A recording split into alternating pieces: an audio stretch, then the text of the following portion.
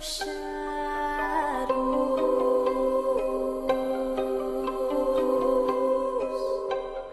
Hi my angels, it's Feliz and I hope that you guys are doing well and staying safe.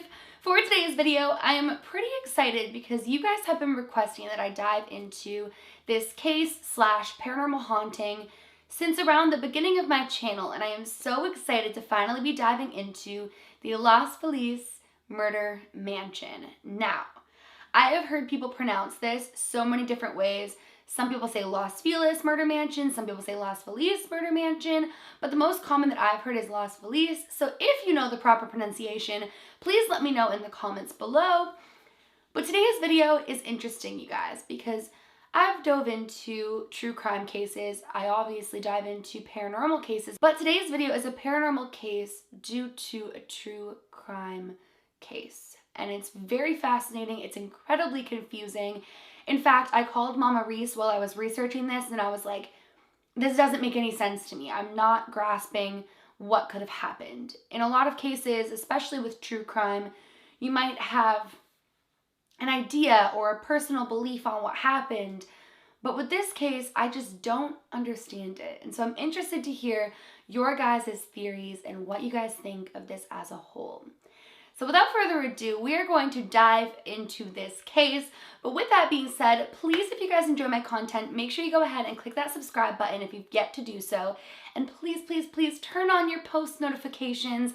I've had an issue lately with people saying they're not being notified for my videos, and I want you guys to be notified. So please turn on your post notifications if you enjoy my videos. Oh, and one last thing, my merch is actually running low. I've been saying it for a bit now, but we are down to the final few of the Believe hoodies and the Wine and Spirits t-shirts.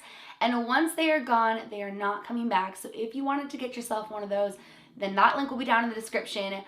But with all that being said, let's dive right on into all things to do with this case. So it all started with a family. Now the father, Harold Perelson, was a prominent surgeon, specializing specifically in cardiothoracic and allergies. He married a woman named Lillian, and together they would have 3 children, Judy, Joseph, and their youngest, Debbie. Now to everybody on the outside, they were perceived as a picture-perfect family. Lily was described as a loving mother and caring wife. Their children were great kids, and Harold was well respected in the medical field. He'd actually gained notable success after inventing a new type of syringe. Harold had also written one of the most respected clinical reports of all time, and he was a well-respected keynote speaker in medical conferences all across the country. To everybody else, they appeared to have it all: a successful father, a loving mother, 3 beautiful children, and a big, beautiful mansion in wealthy Los Feliz, Los Angeles, California. But on December 6th, 1959 at 4:30 in the morning, you guys, that would all change as Harold awoke to strike his sleeping wife in the head with a hammer. He would then leave her there to die on her own blood and head into the bedroom of his oldest daughter, Judy, to attempt to do the exact same thing and strike her over the head with the exact same hammer. However, in doing so, Judy was able to lift her arm and kind of cushion the impact. Now, while she was able to soften the initial blow of the hammer to her head, it still did connect with her head and completely disorient her, leaving her to stumble back and continue fighting off her father. Judy was screaming for her father not to kill her, as he was telling her to lay still and keep quiet and things of that nature, but her screams did awaken the neighbors and her other siblings, as she was so frantic, which rightfully so. I can't even fathom this type of scenario, and the fact that this is a real crime is crazy to me. At this point, Judy decided to lay still and in essence play dead. And at this point in time, Debbie, their youngest daughter, walked out into the hallway. Now Harold, thinking that Judy had already passed or was in the process of doing so, went out into the hallway to find his daughter, Debbie. Now this is where things start to get very strange to me, you guys, because at this point in time, Harold did not attempt to kill Debbie. Instead, he actually comforted her, walked her back to her room, and attempted to assure her that this was all just a bad dream, it was just a nightmare. Head back to sleep. And during this span of time of him doing so, Judy managed to pull it together and run to a neighbor's house. Now, like I said, the neighbors were already awake. They'd heard her screams, they'd heard her blood-curdling cries for help, and so they answered the door very quickly. Upon doing so, they saw that Judy was just covered in blood, and immediately they called the police and an ambulance and just got the first responders there as quickly as possible. Now, during this time, it seemed as though perhaps Harold realized all that was going to transpire in the coming moments. And before the ambulance could even get there, he'd taken a bunch of pills. Now bear in mind, he was a doctor, so he probably knew, or definitely knew, exactly the amount to take in order to end his life. And before they could arrive, he had passed away. Judy was rushed to the hospital immediately with a fractured skull and extreme bruising. However, she would survive. And here's where things get even stranger, you guys. On Harold's nightstand was his book that he'd been reading, still open to the last page that he read. And it read, "Midway upon the journey of our life, I found myself within a forest dark, for the straightforward pathway had been lost." Now, the investigation into the events that morning was incredibly straightforward. It was very evident to authorities based off the statements of the children, based off the crime scene and the statements of the neighbors, that he had killed his wife, attempted to kill his oldest daughter, and then proceeded to end his own life. But what was very confusing to everybody involved was, why? What on earth was his motive? That night leading up to everything that had transpired was so normal. They'd ate dinner together. They'd casually went to bed. What on earth, within the hours of them all heading to sleep, happened to lead him to attempt to do such horrific acts and to kill his wife? It just didn't make sense. Everybody on the outside especially was so confused as to what would lead a seemingly perfect family to have such a tragedy transpire. Harold was known as a well-mannered man, obviously a successful man, but one thing that came forward was that it seemed as though he had financial troubles. So remember how I said he'd invented a new type of syringe? Well, it came forward that he'd actually spent a ton of his family's money, his own money, into this creation. And he trusted in a business partner. But then it came forward that his business partner, who he went into business with over verbal agreement on the invention that he created, screwed him out of the rights of his own invention. After a bitter legal battle ensued, he wound up only getting just over $20,000 for his invention, which would be so disheartening and horrible considering it was said that he put around that, if not more, into creating this invention. So he'd really taken a loss there. This, coupled with a car accident with Judy and the younger kids, just put him into deeper and deeper financial despair. And it seemed as though this perfect, successful doctor was actually in a great deal of financial trouble. When the police made a routine search of Judy's car, they found a letter written to her aunt, and it read, "We are on the merry-go-round again. Same problems, same worries, only tenfold. My parents are in a bind financially." And the letter basically went on to say how she'd be looking for a job to help her family through this crisis. So these findings led people to believe that perhaps Harold had snapped under a great deal of financial pressure, that maybe with everything going on, he just lost it. Some people believe that he felt as though killing his wife, oldest daughter, and himself would be better than them having to live through the financial troubles that were coming. Although there are plenty of other people who think this just makes zero sense, and how would that line up with the fact that he was letting his other kids live?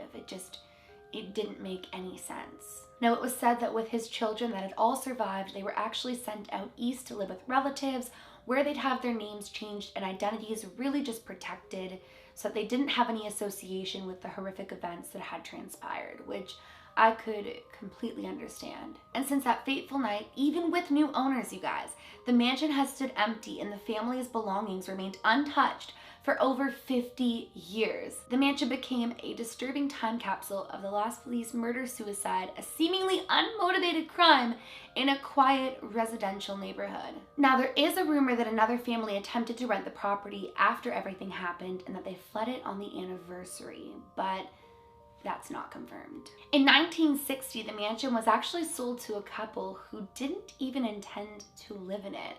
It was said that they only used the property as a storage site, it seemed. They were only seen bringing items in or occasionally taking items out, but they never truly moved in. Which to me just seems like a total waste of 5,050 square feet, but that was how they used the property. In 1994, their son Rudy inherited the home, and like his parents, he never used the home for anything other than what seemed like a storage site.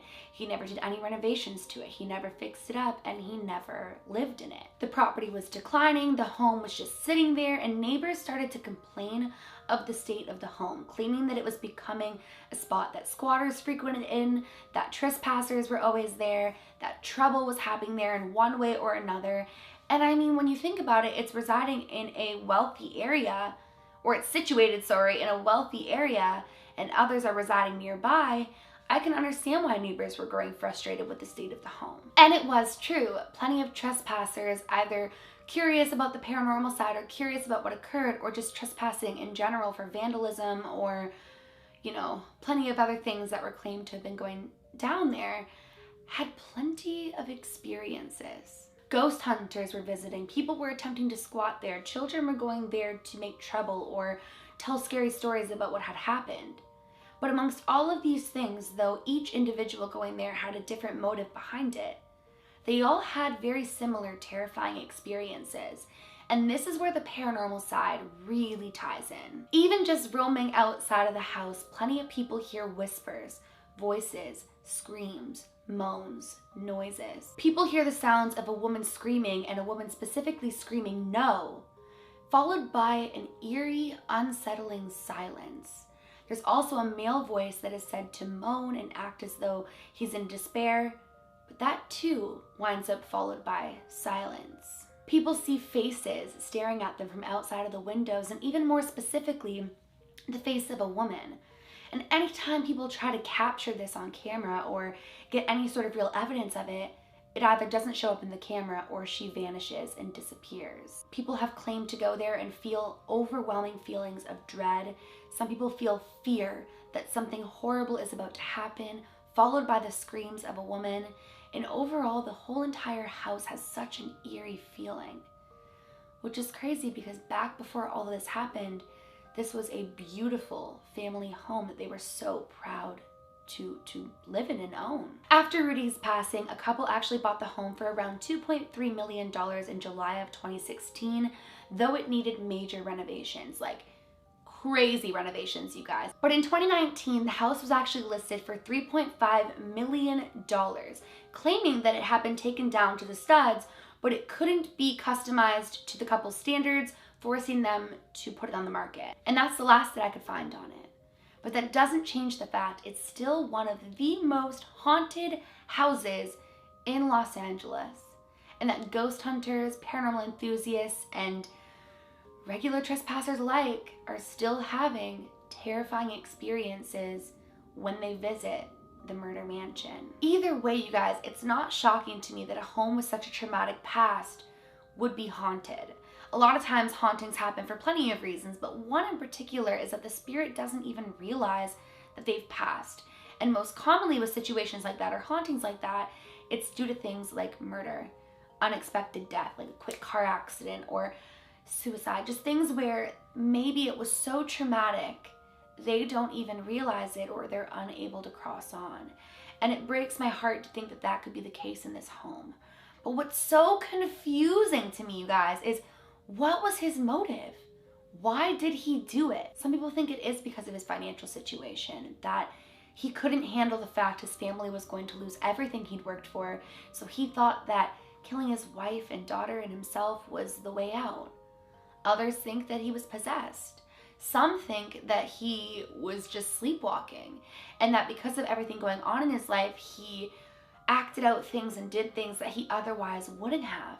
But there's so many unexplained factors of this case.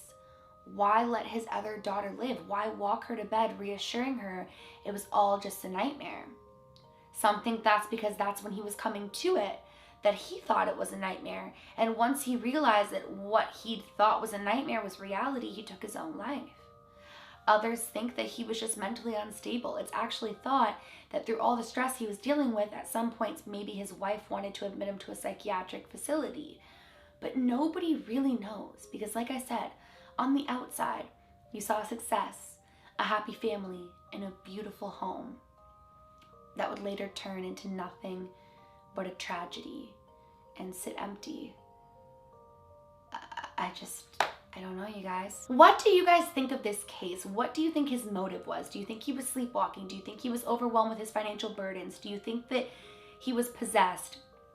What do you think? Please, please, please let me know in the comments below.